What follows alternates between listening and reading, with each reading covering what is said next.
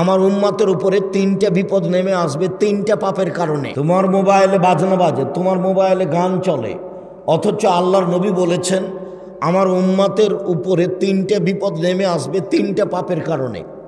আমার উম্মতের উপরে তিনটা বিপদ নেমে আসবে তিনটা পাপের কারণে। আমার উম্মতের উপরে ভূমিকম্প হবে, 1। 2, আকার আকৃতি পরিবর্তন হবে, সন্ধ্যায় থাকবে মানুষ, সকালে হবে শুকুর।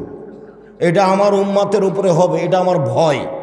3, আমার উম্মত বিপদে পড়ে যাবে, সব দিক থেকে ঝামেলা নেমে আসবে, জমি জায়গায় মারামারি, মসজিদে মারামারি, মাদ্রাসাতে মারামারি, হইচই, জমির দাম 20 লাখ, রেজিস্ট্রি খরচ 15 লাখ, মানে সব দিক থেকে সমস্যা নেমে আসবে তিনটা পাপের কারণে।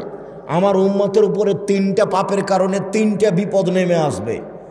তো বিপদ নাম্বার 1 ভূমিকম্প, বিপদ নাম্বার 2 সন্ধ্যায় থাকবে মানুষ, সকালে হবে শোর বা বানর। 3 সমস্যা নেমে আসবে। পাপ তিনটা। 1 এটা সারিবুল খমুরা, যখন আমার উম্মত বিড়ি, তামাক, জর্দা, সিগারেট, গুল, নেশাদার দ্রব্য খাবে, পান করবে।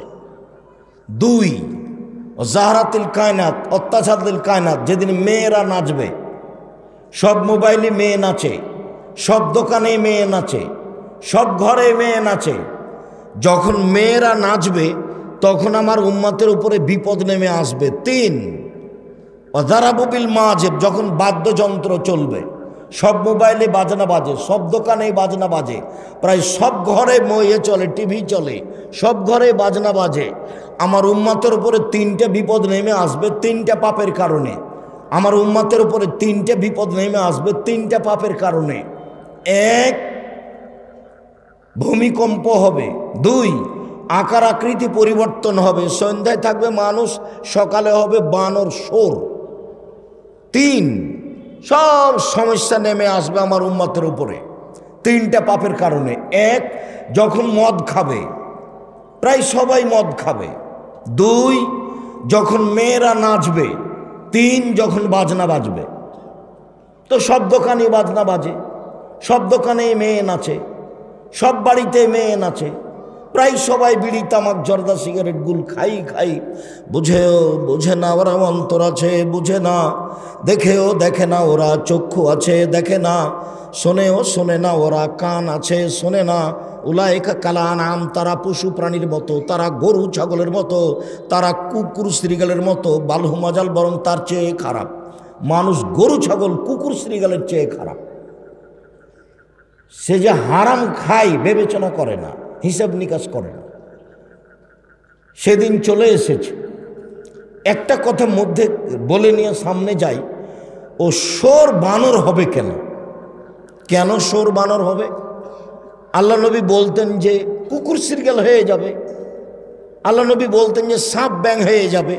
এই কথা না বলে কেন বললেন যে বানর হবে, কেন বললেন যে শোর হবে? একটু আল্লাহ নবী বলছেন আমার জীবনে বড় ভয়, আমার উম্মত ইহুদি খ্রিস্টানদের সাথে মিশে যাবে সমান, একেবারে ওরা যা করবে ওরাও তাই করবে। ডান হাতের বিঘত যেমন বাম হাতের সমান, আমার উম্মত অন্যায়ে মিশে যাবে ইহুদি খ্রিস্টানদের সাথে তেমন সমান। ডান পায়ের জুতা যেমন বাম পায়ের সমান, বাম পায়ের জুতা যেমন ডান পায়ের সমান, এটা যেমন সমান। অন্যায়, অবিচারের, দুশ্চরিত্রে, কৃষ্টি কালচারের নিয়ম নীতিতে আমার উম্মত মিশে যাবে তাদের সাথে সমান। এই কথা বলতে শেষ পর্যন্ত এভাবে বলছেন, ইহুদি খ্রিস্টান যদি মায়ের সাথে জেনা করে থাকে তো আমার উম্মত মায়ের সাথে জেনা করবে। আমার উম্মত এত নিচে নেমে যাবে।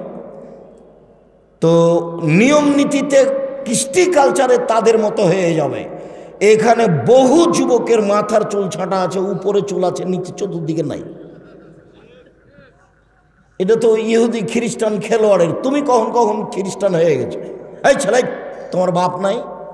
ওটা কি তোমার চাচা নাকি যাকে বাপ বলো? তোমার মাথার চুল এমন কেন? তোমার মা নাই? ওই মহিলা তোমার খালা নাকি? যাকে তুমি মা বলো, তোমার মা দেখতে পায় না? তোমার মাথার চুল এমন কেন? শরম পাও না?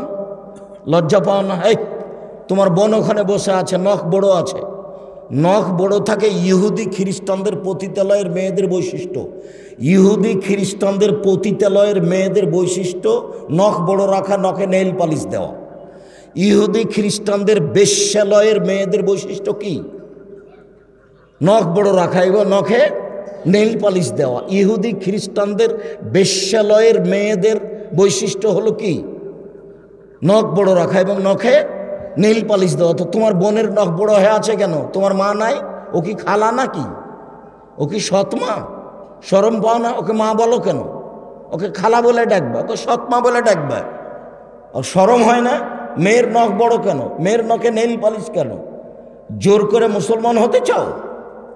আল্লাহর নবী দুঃখ করে বলেছেন, আমার উম্মত মিশে যাবে ইহুদি খ্রিস্টানদের সাথে এমনভাবে, ডান হাতের বিঘত যেমন কি বাম হাতের সমান, ডান পায়ের জুতা যেমন বাম পায়ের সমান।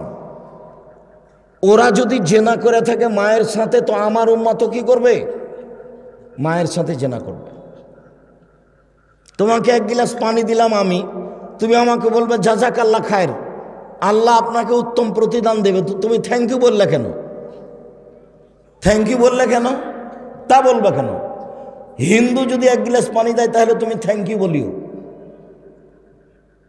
মোবাইলের রিং হচ্ছে, তুমি যদি চিনতে পারো হিন্দু তাহলে বলবে ধন্যবাদ। আর যদি চিনতে না পারো, হিন্দু হোক, মুসলিম হোক, ডোম হোক, চামার হোক, মেথর হোক, যে হোক না কেন, বলবে আসসালামু আলাইকুম। হ্যালো বললে কেন? হ্যালো বলে তো কুকুরকে ডাকে। হ্যালো বলে তো কুকুরকে ডাকে। তোমার প্যান্টটা টাকনোর নিচে কেন? তোমার প্যান্টটা টাকনোর নিচে কেন? ওটা তোমার মা না, ওটা তোমার খালা। এই তোমার বোনের এখন কপালে টিপ আছে, টিপ দেওয়া আছে তোমার বোন। তোমার বোন এখন স্কিন পায়জামা পরে আছে, যার মানে অঙ্গ প্রত্যঙ্গ সব বোঝা যায়, লজ্জা স্থানও বোঝা যায়। এই স্কিন পায়জামা পরে আছে তোমার বোন, তোমার মা এখানে বসে আছে, এখানে বসে আছে। এটাই হলো ইহুদি হয়ে যাওয়া, এটাই হলো খ্রিস্টান হয়ে যাওয়া। আমার উম্মত ইহুদি খ্রিস্টানদের সাথে নিয়ম নীতি কৃষ্টি কালচারে মিশে যাবে। ডান পায়ের জুতা যেমন বাম পায়ের সমান, মানে সমান সমান মিশে যাবে। ডান হাতের বিঘত যেমন বাম বিঘতের সমান। নিচে নামতে নামতে বলছেন, ওরা যদি মায়ের সাথে জেনা করে থাকে তো আমার উম্মত মায়ের সাথে জেনা করবে। ভাই ছেলে, খেলোয়াড় তো ব্রাজিলের, ও 47 নম্বর 10 নম্বর। তোমার গেঞ্জিটা যে গায়ে দিয়ে আছে ওটাতে 10 লেখা আছে কেন? ওটা তুমি গায়ে দিলে কেন? ওটা পেশাব করে দাও, ওটা পেশাব করে দাও। ওকে গায়ে থেকে খুলে দিয়ে পেশাব করে দে, বলবা যে তোর নীতিকে আমি ঘৃণা করি, এই যে পেশাব করে দিলাম। আর তুমি যদি আমাকে দাও তোমার গেঞ্জিটা, আমি টয়লেট পেপার হিসাবে ব্যবহার করব না, ওটাকে আমি ঘৃণা করি, ওটাকে দুধ থেকে থুদি। আমি আব্দুর রাজ্জাক বিন ইউসুফ, তোমার জানা না থাকলে আবার জেনে নাও। আমি দীর্ঘ 34 বছরে কোনোদিনও অপ্রয়োজনীয় কথা বলিনি। 34 বছরে, না জানা থাকে আবার জেনে নাও। আমি আব্দুর রাজ্জাক বিন ইউসুফ, আমার বাপের নাম ইউসুফ আর আমার নাম আব্দুর রাজ্জাক। আমি হাজার হাজার হাদিস শোনাতে পারি, ঘন্টার ঘন্টা, আলহামদুলিল্লাহ। আমার জীবনে কোনোদিন মাঝহাবি কথা বলা লাগে না। মাঝহাবকে নিয়ে আমার জীবনে কোনোদিন দলকে নিয়ে কথা বলা লাগে না। সম্মানিত দিনী ভাই বোন,